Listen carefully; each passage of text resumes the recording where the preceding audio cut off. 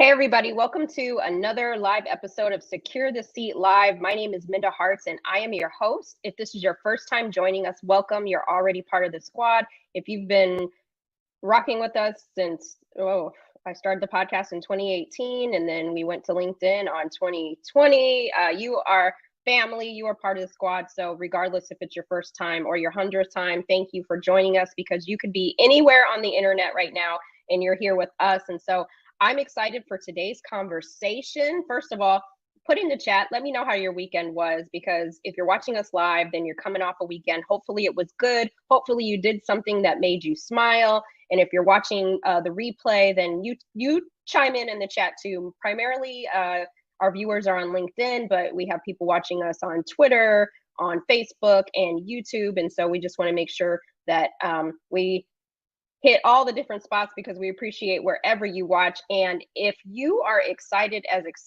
I am today, and I don't even have to tell you too much about her, because I'm sure you have her books in your bookshelf. You've given it to friends. I know when I was early in my career, there weren't a lot of business books that I resonated with. And when I got my hands on Sally's books, it just so much opened up for me in terms of leadership and in terms of just how I saw myself in the workplace. So one of my favorite books that I was introduced by her is How Women Rise. And so who I'm talking about, Sally Helgesen.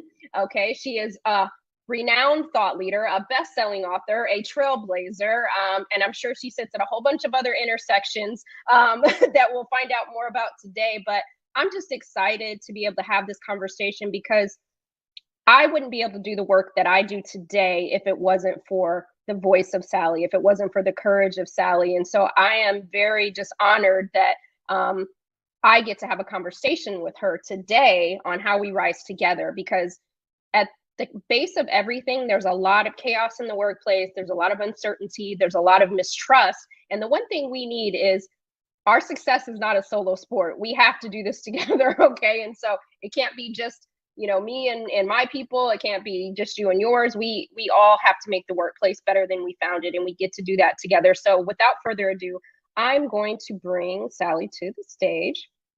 Hi, Sally. How are you? Hi, Minda. Wonderful to be with you and your tribe, your squad, as you put it today. Well, it's such an honor. I mean, I'm internally fangirling, because I don't always get to interview my heroes in the space and in the genre. So just for those who may not, I don't know if they've been hiding under a rock, if they don't know who you are, please tell them a little bit more about you in your own words. Sure. I'm Sally Helgesen, and my focus for 35 years has been women's leadership and inclusive leadership. Starting with the book, The Female Advantage, Women's Ways of Leadership in 1990, which was the first book that looked at what women had to contribute as leaders rather than how they needed to change and adapt. So I have been in this field, marking out new territory, trying out new ideas, and speaking to groups all over the world, really since the very late 80s. So I've watched a lot. I've seen a lot. Oh, I would love to. I can't wait to hang out in real life, Sally, because I'm sure you have so much to share and so many things and lessons learned. So I just hope that I could get the privilege of having an impact on the workplace and in the world as you have. So again, thank you for all you do. And if you don't have her latest book, we're dropping it. Just get all the books, okay? We're dropping the link in the chat so that you can have that. But Sally, you've been doing this work for a very long time. You were one of the first people to write about inclusion in the context of the workplace back in 1995. What has changed in the years since?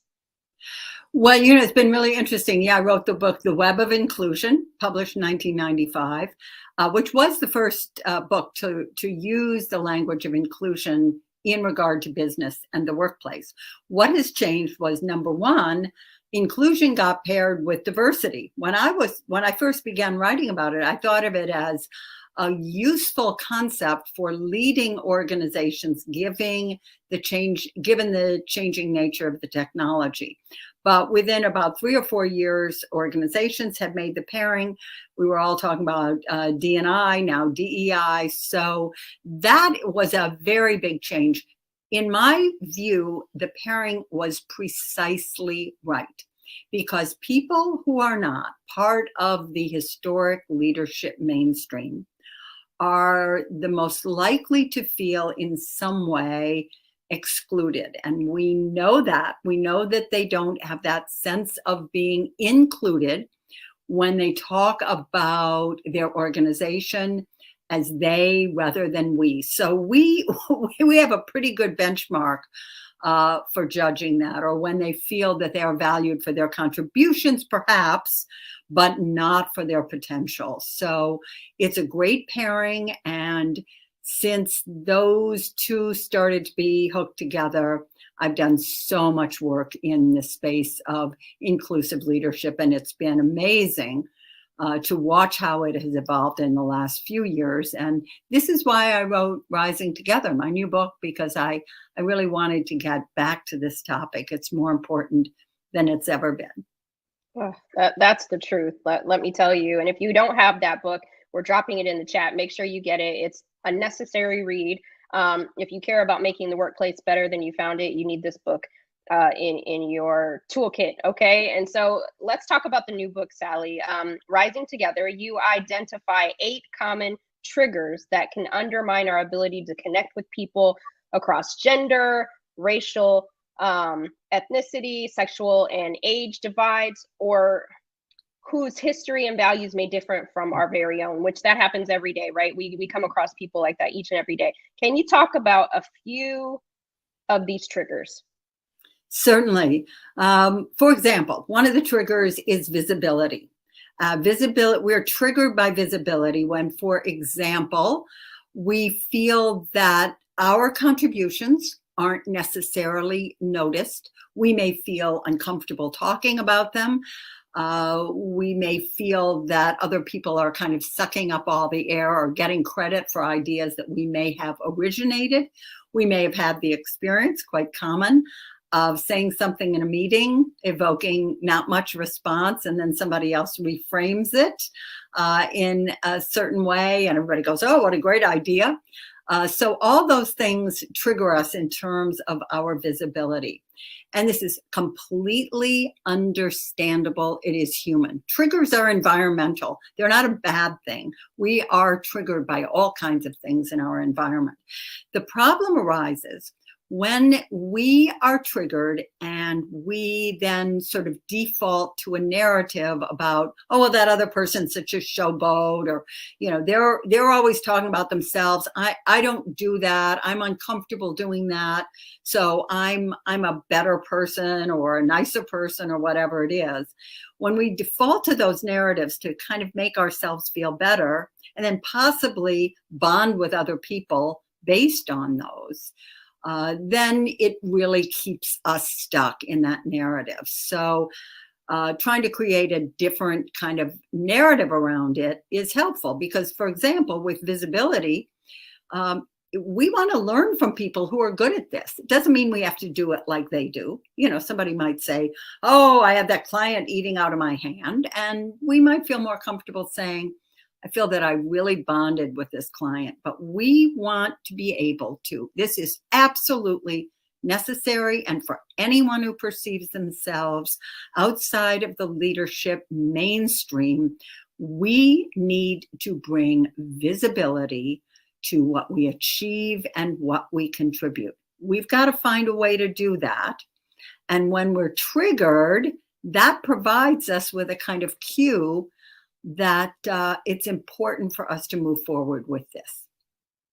That's so good. Here at Secure the Seat, Sally, we have what we call tambourine moments. And if I was at in my other office, I would hit my tambourine because I just it resonates so much, and we all want to be visible, right? We all, I mean, that is probably a trigger that most of us have. If you say that you don't care about being seen or whatever have you, you're probably like lying to yourself, right?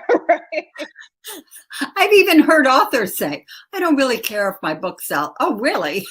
What are you wasting your time for? You know, we want to influence the world. We want to persuade people. It's not just a question of getting credit. It's also a question of being effective. And so it's very important to learn how to do that. And, you know, Minda, when I do workshops, one of the questions I always say, I put up a poll, what triggers are most active for you? And we put up visibility, managing perceptions, fairness, communication, humor, et cetera, et cetera. And visibility is always comes in either number one or number two. The other one is fairness, so they sort of shift around. But it's really interesting how big an issue that is for people. Absolutely. And I love that you talk about that because whether you're, much of our audience is women of color or people of color, but we have some really great, managers and allies that are on the calls too. And regardless, I know when I'm out in the space having conversations, whether you're a white man or you're a Latino woman, everybody wants the visibility. That is something that we want. And we can say, well, some groups have more visibility than others, but internally that person may not feel that, right? That they're getting that visibility at all times. So, two things can be true at the same time, right? That is exactly true. And, the important thing, I mean, one of the things, like, for example, in the US, because I do a lot of work all around the world. So if you talk about white men, it doesn't make any sense if you're in Japan or Korea. But I'll put it this way. Those who are part of the historic leadership mainstream, which in the US is basically mostly white men, they feel comfortable claiming that visibility. And we often, as women, we may have had pushback, well, you sound pretty aggressive. Very common thing with Black women or women of color is, well, you seem pretty angry, that kind of stuff. So that's not great. But guess what? Our job is to persevere. Our job is to continue to try to bring visibility and attention to what we contribute, even if we get pushback. The first is more important than the second, because guess what? People change their mind over time. I'm sure you've had that happen to you. I remember once being in a meeting and making a point. I was quite young at the time. I was the only woman. My boss's boss was there, and he said, well, you certainly don't seem to have a problem expressing what you think. And I just kind of said, no, I don't. And about 2 months later, I heard him saying to someone, what I like about Sally is she doesn't seem to have any trouble saying what she thinks. Guess what? People get used to us and change their minds. So we don't want to let ourselves be triggered in a way that undermines our ability to get the attention that we need for the good, hard work that we do. Oof, that's so good. I know that people watching right now are like up at their faces at the screen, Sally, because they're like jotting, like, got to get the book. You want more of this? Get the book. Okay. We're dropping Thank you. To kind of stay in a similar vein, but kind of, switching gears a little bit, there's a lot of companies that are visible in a lot of different ways these days, right? And so yes. one company, one company, Levi's, they recently made a decision to use AI models instead of hiring diverse ones. And Levi's obviously probably isn't the only one doing that, but that, we see that in the media. But what lesson is to be learned here, Sally?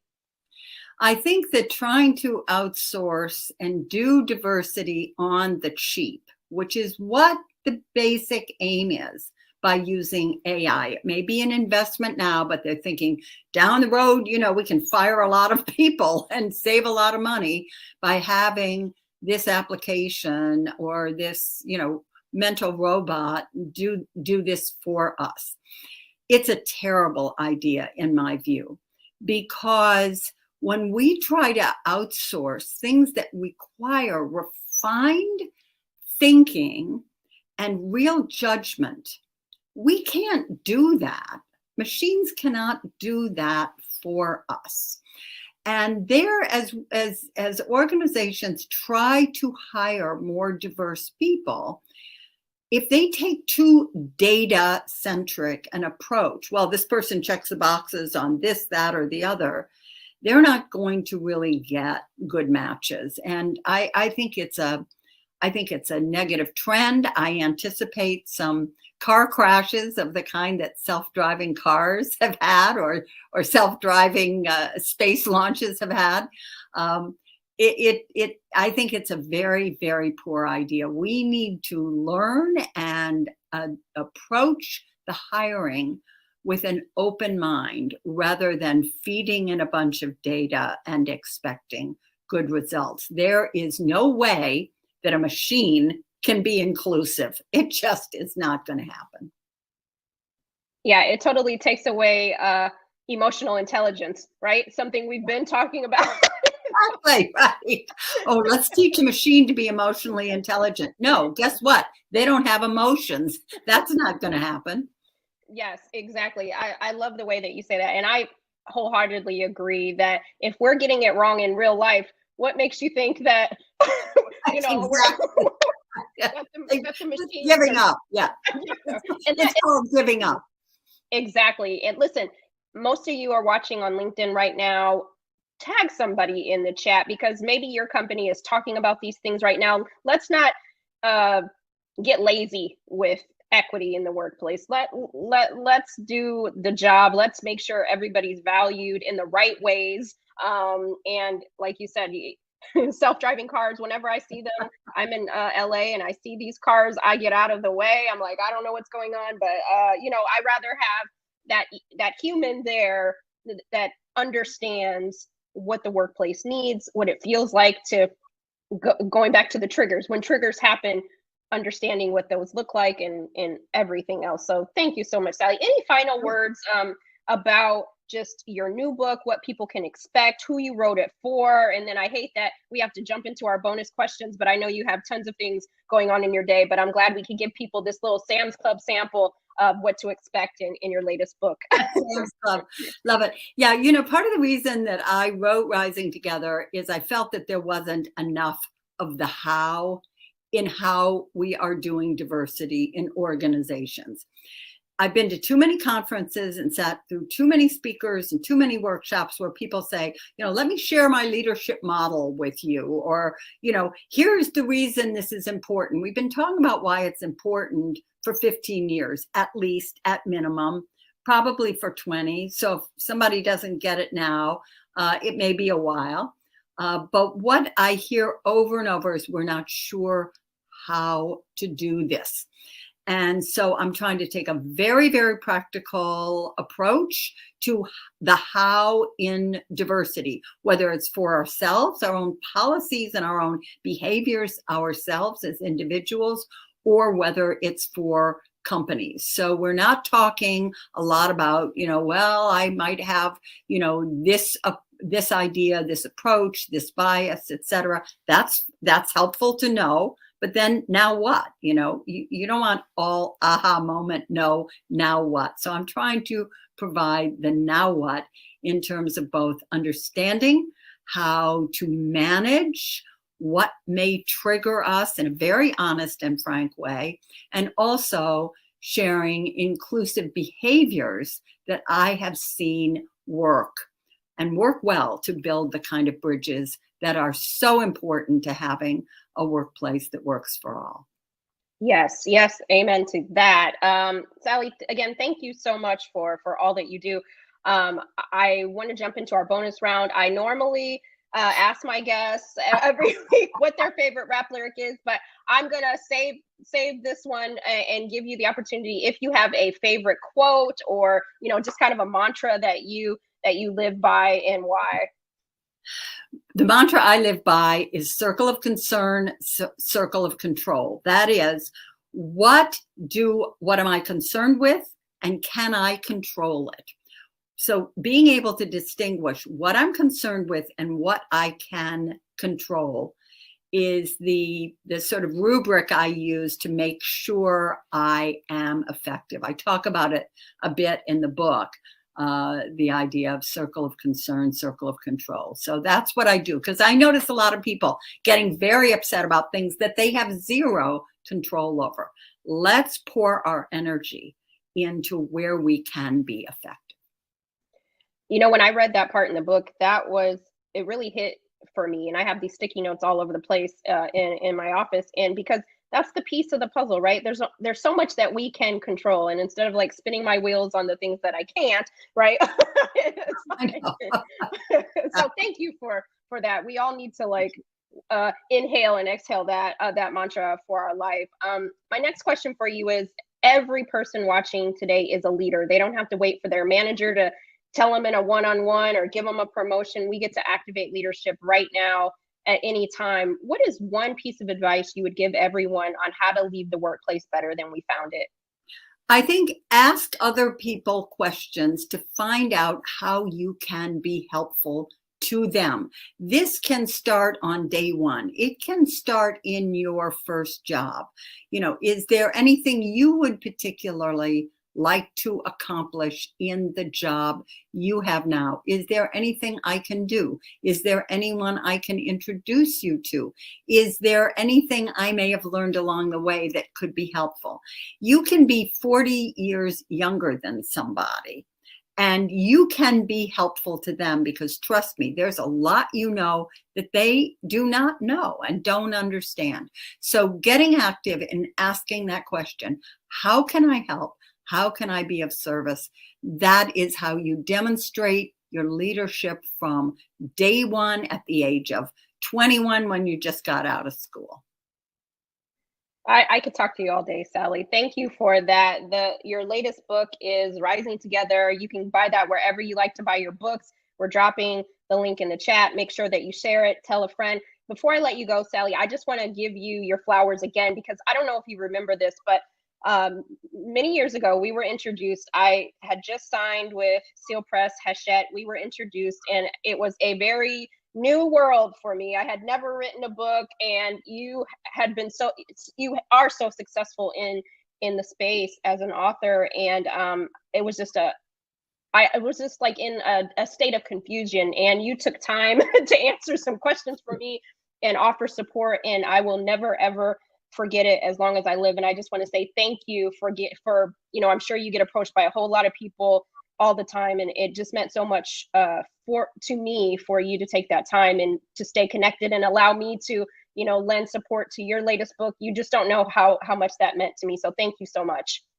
Thank you, Minda. And it's wonderful to see your success as you've grown through the years. It's a real joy.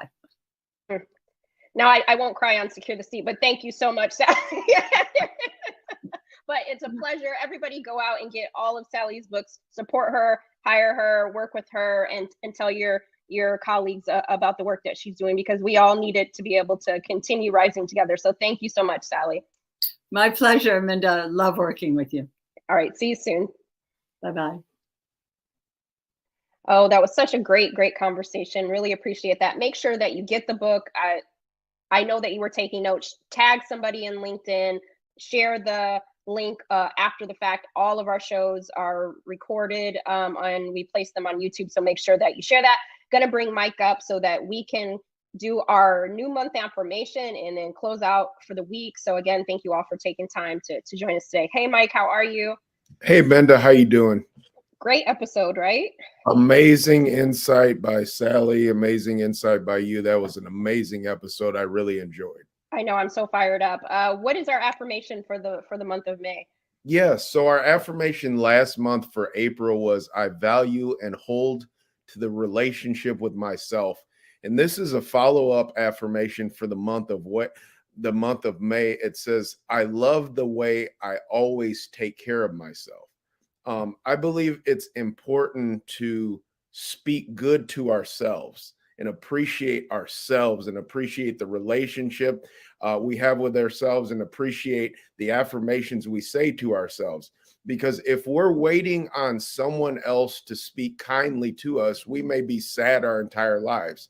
Something may go wrong every day in our lives, and we have to learn to speak well to ourselves. So again, our May affirmation is, I love the way I always take care of myself. And it's important to take care of ourselves as well as the people who love us around us. So that's our May affirmation, Minda.